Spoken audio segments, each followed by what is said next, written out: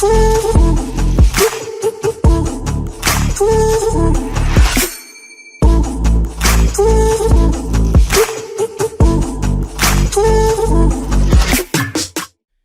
right, perfect. People know why I'm up here?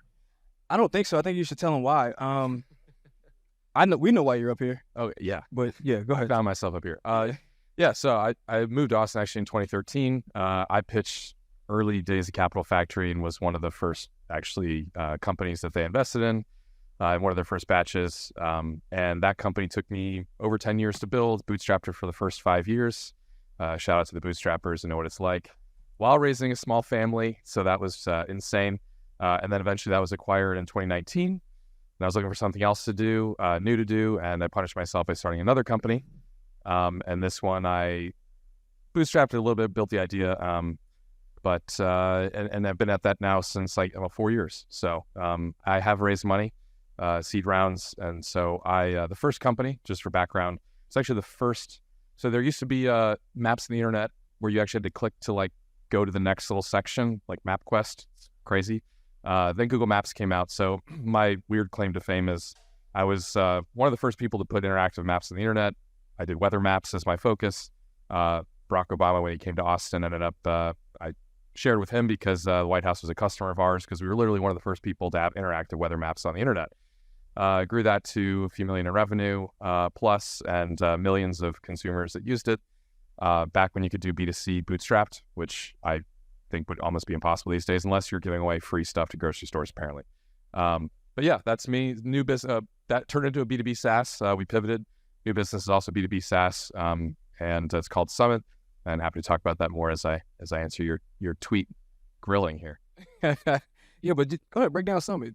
Here. Yeah, so Summit is a math engine for your sales and marketing stack. So think about HubSpot, Intercom, Customer IO.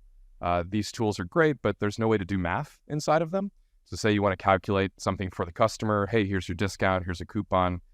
Here's how much you would save or make if you moved over to this new product or service that we offer. There's no like quick, easy way to actually run a calculation. So Summit is a way to build APIs that can do math, and then you can easily connect to them from all those tools. Awesome. Well, we're about to grill you on your tweets. So this is the perfect time for you to go to your Twitter or your social media and clean out your old tweets from years ago. We don't know what you'll ever find because you might end up on here and your tweets might end up on the screen. Yeah, if you're gonna come to one of our events and be a speaker, this could be you. So and again, if you have any questions, please just ask. Ask for context. That's what we're here. Me and Isaiah, we're up here to learn as well. Matt has a great brain, so we're just here to pick it. Sounds good. So I'm ready for these answers. So let's see if we can go to the first tweet. There we go. Because we do not know what this means. And so great, thanks. take the market is better than go to market. Yeah. So I have learned now starting two companies, so both the first and the second. As we all know, you can build a fantastic product, and I think go-to-market became this phrase we started using, I don't know, sometime in the 2010s, maybe earlier, where it's like, oh yeah, you got to go to market.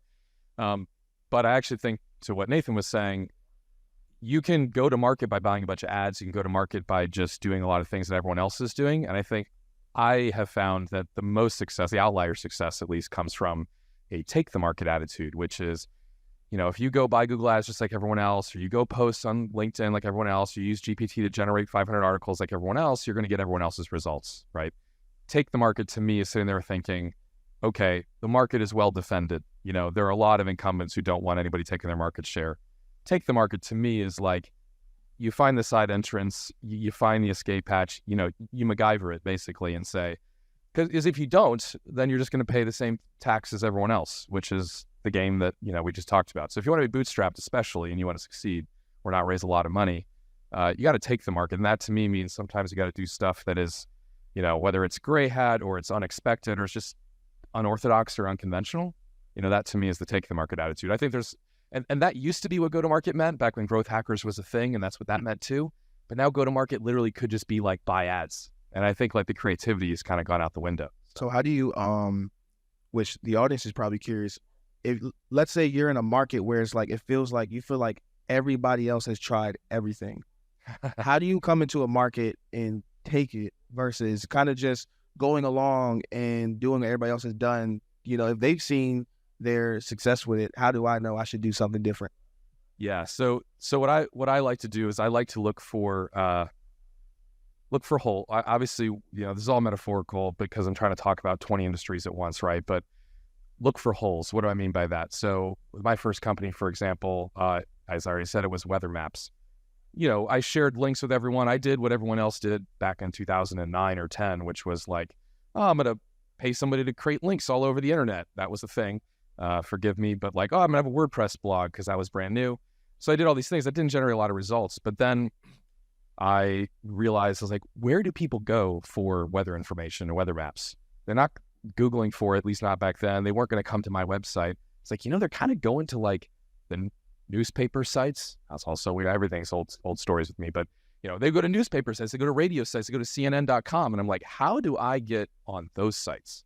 So then it basically becomes a quest of like, how do you get to where people are looking for what you've got? And yes, getting the top ad result on Google is one way, but I also like the example of like, what did Twitter do? They or Instagram, they hijacked Facebook, right? That was their first way of doing it.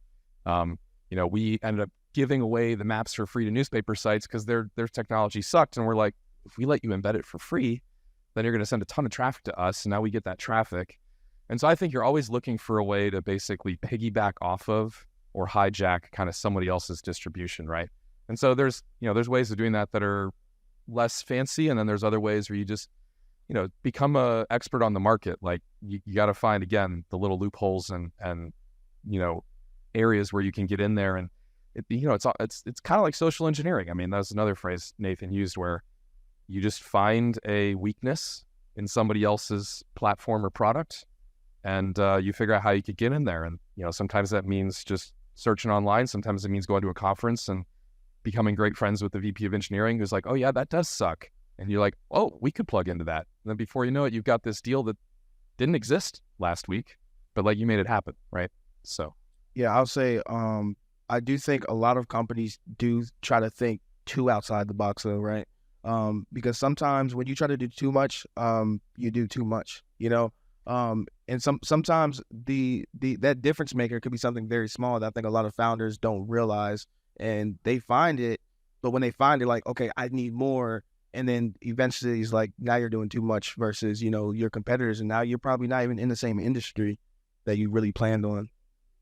Yeah, I agree. I think we talked about it before on the podcast, especially when it comes to point of view. Like I think a lot of companies, especially mature markets, they try and change their point of view to be different, but a lot of times they're going away from what their actual value prop and what the value of their company is, and they'll just make up a point of view just for the sake of it.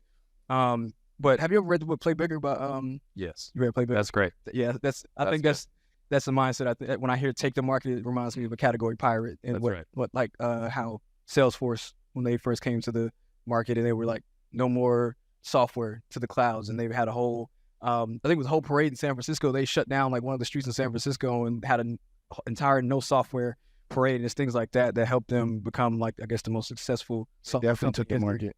Huh? Said Salesforce definitely took the market. They did. Great. Like, actually, we just looked this up. My mind was blown, right? So don't laugh at me. We looked it up last week, and HubSpot was worth how much? How much was it? It was like 22 billion, 23. Yeah. Isaiah taught me this. I thought Salesforce and HubSpot was much closer. Salesforce is worth 233 billion. Yeah, somewhere crazy. Big gap. Sorry. Yeah. So take the market. I hope everybody takes that home with them. Take the market. Next tweet. If you're an early stage B2B SaaS, you should only implement self-service once you're so overwhelmed with demand you can't onboard customers fast enough without it. Let's talk about it. Yeah, especially for early stage. I mean,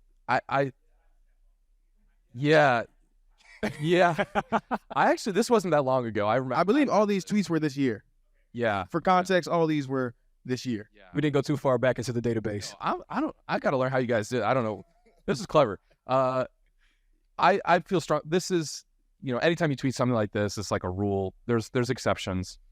It's okay to have some amount of self-service if you understand. I see way too many founders, though, rushing to implement self-service because they think that's the key to scale. And it's like, yes, if we just have an open door, everyone's going to bust through it. The problem with our business, the reason we're not growing fast enough, is that it's not easy enough to sign up and pay us money. Well, then you open it up and nobody comes and nobody pays or nobody converts and you don't know why. And you don't know why because you don't actually have conversations with anyone, right? So you will go much faster if you go slower at the beginning, is my belief. And if you can't get somebody to have a conversation with you, you have much bigger problems than, the velocity of your checkout, right? It's like, nobody's going to talk to you. If you can't put out a landing page and get somebody to talk to you in the early stage, you're not going to get anywhere anyway. I would say change what you're putting on that page before you say, oh yeah, if we just have it be self-sign up, we're going to learn stuff, because you won't actually, they'll click, they'll try some stuff and then they're gone. And you're like, what's your job in the early stages? To learn, right? So you're cutting off your learning channel if you just let people come and go. Yeah, and I feel like companies that don't do the self-serve too early, I think they can use that as an advantage. So if you have a company and you're not self-serve yet, congrats to you, because you have the opportunity to learn your customer better than anybody else in the industry. So definitely take that with you. Yeah, I think especially you were a B2B SaaS, there's so many acronyms now. I'm getting tired of them. But PLG is so famous now. Everyone wants to be product-led growth. They think if I implement product-led growth at any point without figuring it out, we're going to scale to a $100 million company. But like you said, and it kind of dawned on me as you said it, it's more like self-service is a company maturity thing than a company model, because it feels like companies that don't have a really high ACV and it's supposed to be a big TAM, that they need to start up doing self-serve. But like you said, and like Chalique was saying with the customers, and think of Slack. If Slack didn't have any more than 100 customers, self-serve wouldn't help them at all. But the fact that they built a big demand and a big audience, and they found out that traffic was valuable, now the self-serve models make sense instead of starting off with PLG and spending money and building your whole model around PLG and it flops. Yeah, very few of these unicorns started out PLG. PLG is a nice acronym people came up with after the fact to describe what it looks like when you run Slack. But like, how did Slack get started? It was door-to-door sales. How did Figma get started? Door-to-door sales. They're literally going to people in San Francisco, handing a laptop and saying, check this out, what do you think? And the designer's sitting right there. That is like Stripe. Patrick is sitting there installing Stripe in people's offices. So none of them started self-service. That's an acronym we came up with after the fact. Be like, oh yeah, that's what success looks like. Last thing, how do you feel about it? I think we were talking about it, but it feels like in the B2B SaaS companies now, that especially when they go product-led, it feels like sales is getting comfortable. Like they're not as hands-on with the prospect, but there's a big knowledge gap, even if you're doing self-service, that, because they say like 80% of B2B buyers come to your website already, ready to talk to sales because they've gotten that much information. But there's still a big knowledge gap that sales is still important, even in a product-led, motion like that. So how do you feel about, sales being comfortable because the product-led motion is now so rampant? If you do the numbers on how many signups you need per month to have PLG work, like to keep an AE fed, it's ridiculous. So, and you're not going to get those 10,000 signups a month unless you have a lot of conversations in the first place. So again, PLG can work, but do you have 10,000 people signing up every month that are happy? Focus on that first then, probably. The 1.2 million happy Loom users, that came before the overnight 80K. So get those. Yeah, so I think all three of us would recommend, if you're early stage, self-serve. I wouldn't recommend. Learn your customer first. Next tweet. Okay, even if your churn is constant, you want to read that properly? I don't want to mess that up. Sure. Let's go ahead. Yeah, you chose it. Even if your churn is a constant percentage, you'll need more and more top of funnel just to grow linearly. This is weird. And this is SaaS 201. Yeah, SaaS 201. That's right, not 101. 101 is like have low churn. 201 is like even with low churn. Say it's 3%, 5%, 2%. God bless you, negative percent. Negative, you have some. Obviously, it's helping you have a tailwind, but anything greater than 0, and you actually need more leads every single month to avoid a plateau. And that's daunting, right? So what that actually means is if you can get NRR that's above 100%, if you can get negative churn, if you can grow the account, if you want to grow exponentially, there's only 2 ways to do it. Either you're growing your top of funnel ludicrously fast, which is what you could say about something like Slack, maybe Loom, etc., because they don't have negative churn. Or you have negative churn. Those are your 2 options, right? So either your existing customers are growing fast, or you are actually viral. And I will say, if you're not actually viral, the odds that you will be is close to 0, because virality it's the most unlikely thing of anything. It's like you sent me like 20 things last year, let's say. I signed up for one of them, right? So the odds that sharing is the answer is unlikely. So this is tough. I mean, what this basically means is that if you run the numbers, you basically predict where you're going to level out revenue-wise wherever you are today. So just take, how many customers you're acquiring, if that's constant, and how much churn you have, and it's like, ta-da, here's where you're going to plateau, and get ahead of that. Apart from the creativity that Nathan was talking about earlier, how would you recommend, or what have you experienced with different ways or tactics to grow, keep that top of funnel revenue or the top of funnel growth, I guess linear, steady in growth? How did you do it? Yeah, I mean, I've couple different ways. One is with this business, I'm focusing on the growing customer accounts part. It's B2B SaaS, $500 a month ARPU or so, but we have conversations in Slack. I'm sure a lot of us do with our customers, constantly checking in. Customer health is everything. Retention is everything. So we're over 100% NRR as well. That helps a lot because even in months where you have slow new net revenue, having customers that have your back and they upgrade, it's the greatest feeling in the world. So that's nice. And I mean, in terms of the other, I tend to focus on business development. I am more of a distribution focused person. So how do I kind of, like I said, draft other large businesses, get their attention, show up at their conferences, show up as their favorite partner, new technology, get on stage. That's kind of how I do it.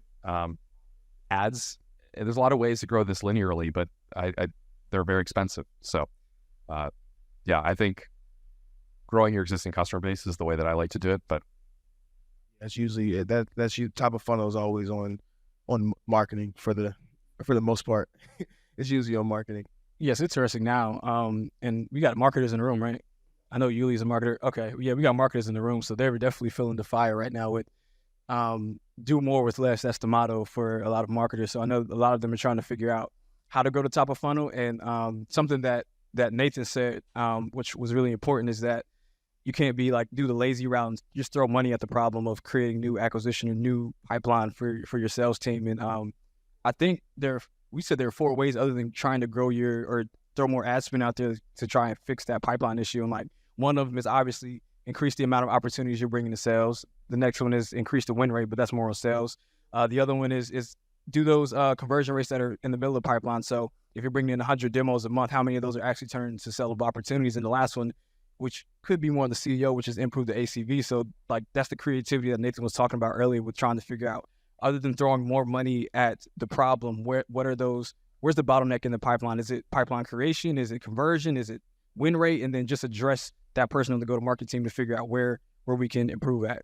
There's too many levers that you can change other than adding money to the fire. Too many levers. So next tweet. If you price high, you're taking on a product challenge. If you price low, you're taking on a marketing challenge. If product is your strength, why would you rather take on a marketing challenge? I love this tweak. Thank you. Yeah, I know a lot of indie founders, bootstrappers. I know that their product DNA is strong. At the same time, they price low because there's a lack of confidence, right? They're not sure of the value they create. Maybe they aren't talking to enough customers, whatever the source of that lack of confidence is. But then the irony is it puts them right back in the position of having to now compete on marketing because now you just need a hell of a lot of leads, right? And so they're not playing to their strengths. And I think, yes, there's a time and place to figure out what your weaknesses are, work on those. But if your product is your strength, taking on the product challenge to me means going really deep with customers, see how much you can get them to pay you, and see if you can get them to pay you 10 times more. Now twice that. That's a product DNA thing to me. So but I think a lot of people fall into this trap, and it's a trap because you don't think of it this way. Usually you're like, well, I don't want to ask for a lot of money.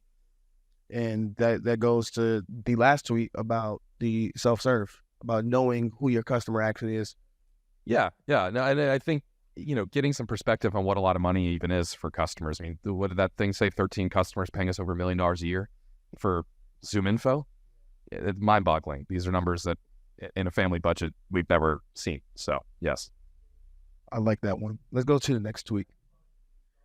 Average product teams start with what and how. Great product teams first wrestle with who and why. And adding AI doesn't fix this.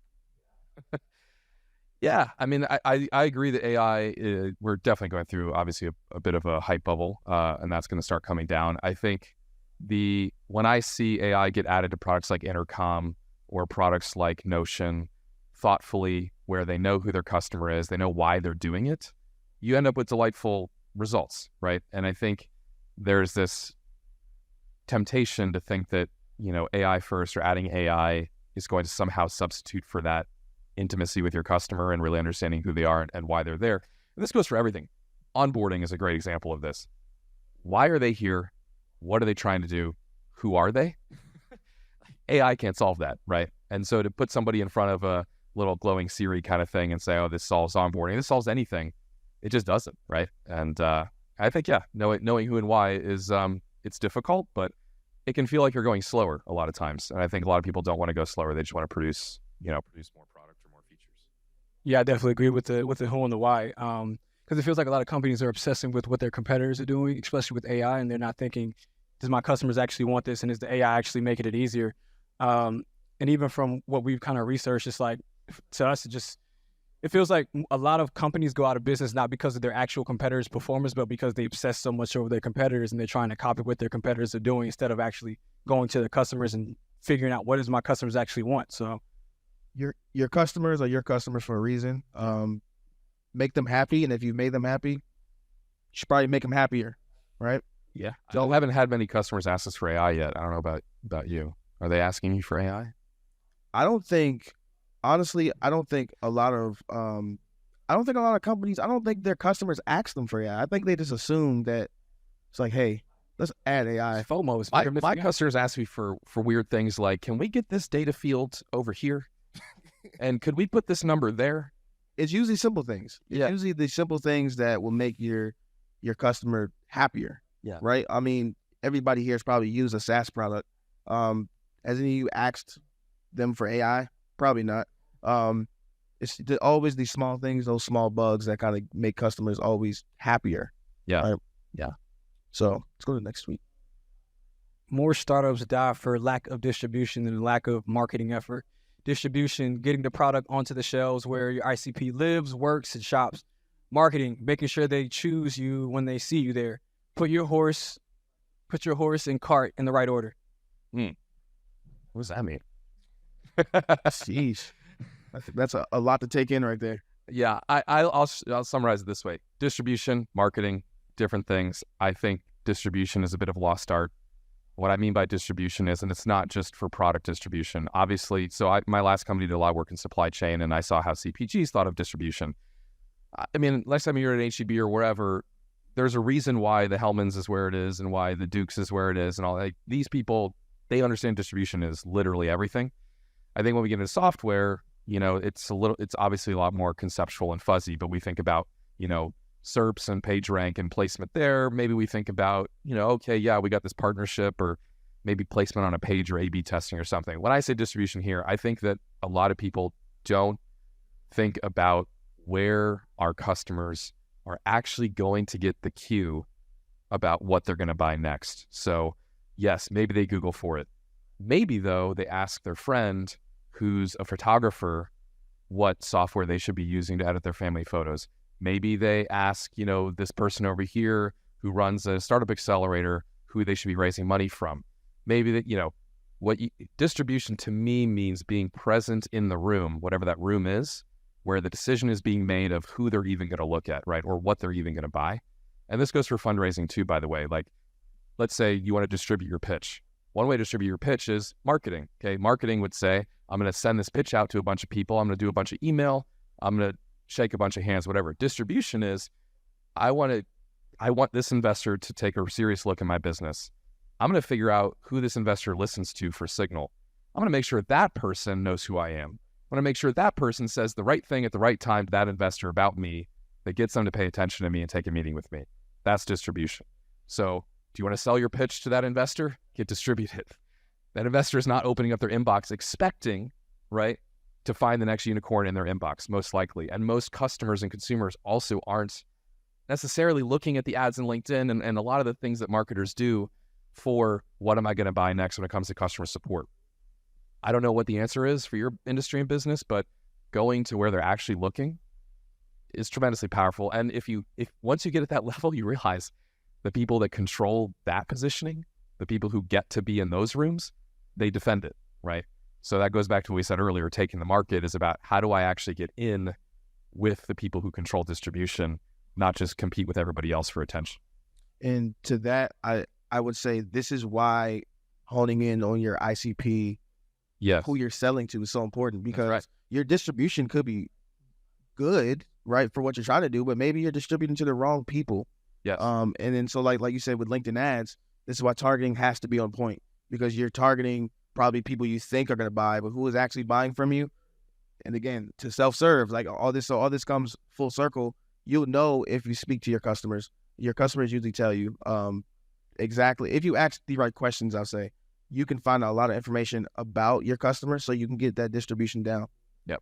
I think it's really cool because community-led growth. Sorry for another term to add to your archive, but I think community-led is helping solve a bit of this, because I think marketers are trying to figure out where they at. Are they in Slack talking to other one? Are they at events talking to peers? Are they on G2 checking the ratings of our software? And they're trying to figure it all out. And I think a lot of good companies are doing the community-led. They're trying to own the traffic and kind of get that conversation where they can kind of control it. Yeah. I think Rep Genius and SaaS-Doc and different communities like that are doing a great job of it. So if you're thinking about how to solve a distribution issue, part of it is try to create a community for your customers and for your audience, and you can start to own the traffic and really get a really good sense of your distribution and how well you can market it to your customers. So, and I'll to add to that, I would say if you do not have a community already in your industry, somebody probably already does. And it's never too late to start one. So don't think just because of somebody else, one of your competitors has a big community that everybody joins, that doesn't mean that you cannot start one. Starting from zero is probably the best with a community, because you know exactly who's coming in, you can monitor it, and then again, you can speak to them in a very intimate way, right? And find out what do they want from you. So I just wanted to add it. Once those communities get big, a lot of them get really boring. Has anyone joined a community that's like really got really out of hand and now it's like boring and like you barely check Slack or you barely check the communities? Anybody? I'm in like 5 of them at least. Yeah, I'm in at least 5 of them. Which, yeah. They're just boring. It's like I joined, like, like those ones that promise value, like, hey, if you come here, like, you're gonna learn all this stuff about go-to-market. You can only pay $25,000. It's like everybody in there is like a consultant. It's like, yeah, I don't want to work with you. That's usually how it is for us, at least. Yeah, It's crazy. Yeah, but let's go to the next week. We can talk about that all day. So, big mistake, treating the enterprise pilot the way you treat a self-service trial, just with a higher price tag. Please go off. Please go. Don't do that. So I want to hear you go off about this. I mean, it's hard to think when you frame it like that somebody would do this, but I think we all start from somewhere, and not really understanding how enterprises work. So you have about that $100,000 ACV or that $1 million ACV. They don't operate. They're treating it like a proof of concept. We call it a trial, and most people just don't go to the next step of even saying what's on trial. And what's on trial is what's a success metric. What does success look like? If we reach that success metric, do you automatically become a customer? Is that what we signed? Or does it say like you just get to kick the tires for a while and then you get to walk away if it, regardless of how it goes, or I have to sell you again? So yeah, I have to, expecting them to opt in once they've already opted into the trial, it's bad news, right? So the idea that you approach a pilot thoughtfully and say, this is for a reason. We have something we're trying to measure. We have a fixed time horizon, and we're going to test the results. And if the results are this, you automatically become a customer. I don't have to sell you again. It's opt out, not opt in. There's things that I've learned the hard way, and I see a lot of founders just treating, hey, this company came up to us. They want to try our software. Do I let them? And it's like, no, not like that, right? So at the very least, what are they in it for? Who's going to use it? This is a very, very controlled experiment. And so the idea that you would just be laissez-faire or loose about it is a recipe for disaster. And I see it because people get excited. And I think when those excitement, when that excitement wears off, or you get in that little buzz, you just want to say yes to everything. I mean, if that giant company, if Nestle comes up and says, can I try your software? You're like, yes. You got to think, like, what are you trying? What do you mean by you're trying? I'll come fly up there and we'll sit down and we'll talk about what do you mean when you say that, right? That's a great phrase. Like, what are you actually asking for? And then you're like, oh, well, I just meant that actually we want, Susan to be able to try this to see if it works for that. Oh, that little thing over there, that's what we're trying? You just have no idea. And I think people are just too much of a hurry to bag that logo, to have that trial. And then it goes nowhere because they didn't actually figure out what the success criteria looked like.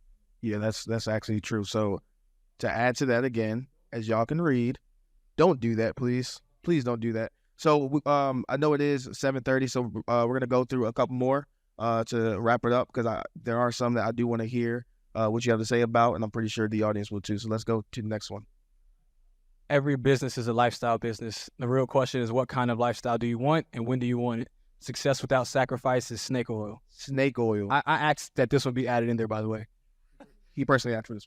I mean, I think the punchline's obvious, but I do think that lifestyle business got invented as this like pejorative to be able to apply to people who just want to be really rich and don't actually care about changing the world. I want to change my lifestyle. I want to change my family's lifestyle. That's the most important thing to me. I'm just being honest. If I can change the life of marketers around the world in the process, that's awesome. And obviously I want to sell a good product for a great price and have people be very happy customers. But the idea that, that's not as good as changing the world or that you have to be mission driven, there's nothing wrong with focusing on developing a fantastic lifestyle for yourself as the fruit of your sacrifice. And I think the real danger is people who are promising, obviously, that you can achieve this lifestyle, this outcome without sacrifice. I've never seen it.